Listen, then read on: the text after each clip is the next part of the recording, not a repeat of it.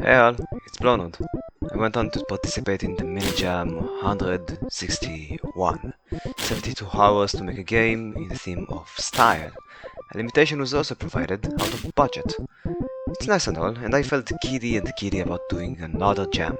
I joined the team and found my place as a pixel artist, but then a wild desire crept up from the door. I went to the door, I slammed the door open. 2 games! I decided to submit the game to the JM twice. Just kind of felt like it. One game was made with the team I've joined, 2 programmers, an artist, a musician, and a sound effector. I'm the artist, of course. You starve in this game, but it's kinda chill. The second game was made alone. The code, art, music, sound effects, writing, homeless vibes, and Bradley imagination. You starve in this game too.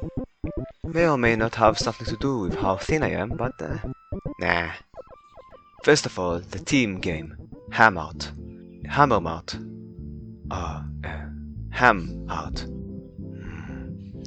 Hammart. It started with the idea. A starving artist with paint made by crushing food on his canvas to make art, because he can't afford actual paint. I drafted a big old pixel tomato, I destroyed it with inhuman sheer rage, and bam! A tomato animation. Drew a marketplace, a few backgrounds of it, little dude strolling around, made him bold. A man and a woman, don't overthink this. More fruit getting squashed, and the rest did their magic. MiniDev and 4 Bark devved the game and made normal people want squashed foods on paper. Golden Calf made some nice sounds and squelches, and one Evictus, the musician, bloody cooked.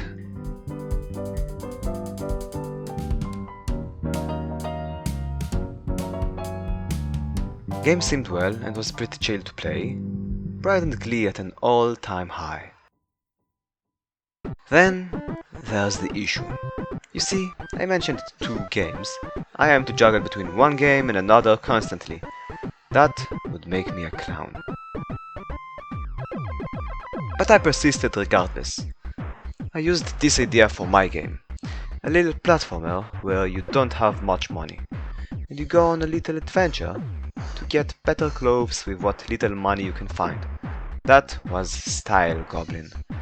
I drew a little hobo woman and a silly friend hobo, Eliza and Ed. Drew many tiles, which may or may not need improvements, made a little jam, and God, oh God, I wish I would have extended this small song, but I had other concerns. The polish and dreams should wait in jams like these.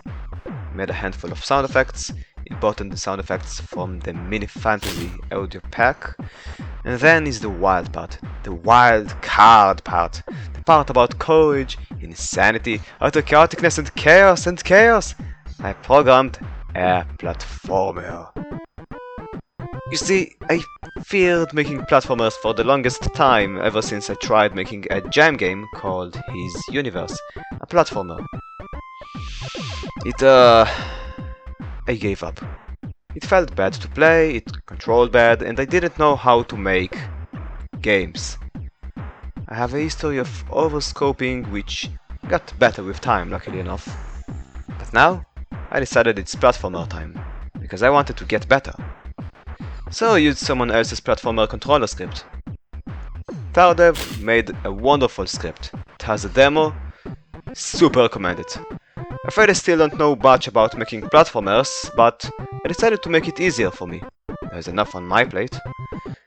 Made several places, a vertical platforming skyscraper, a don't touch the floor sewers, a neat street, and most importantly, I made Eliza and Ed fight like an old married couple.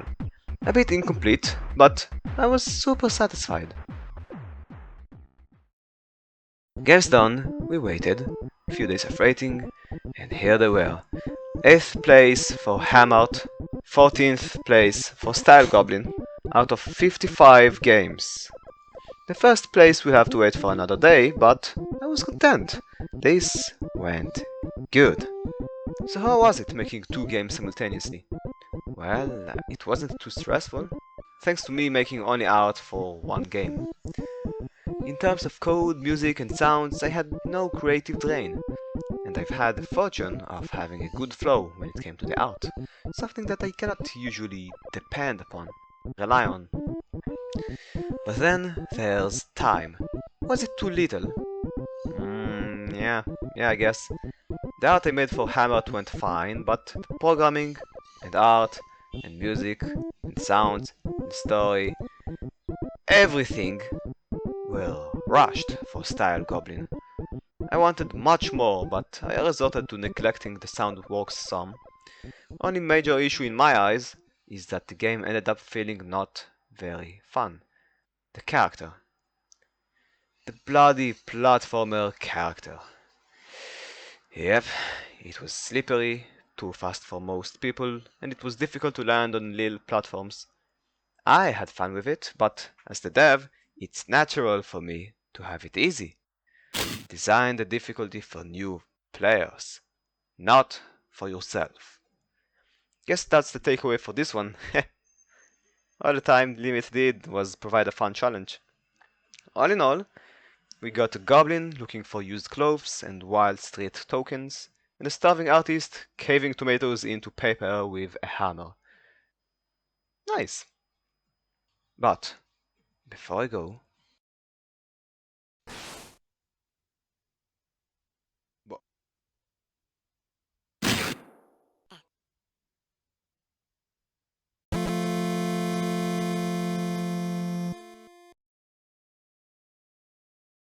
Ah, right. Feel free to send me a letter.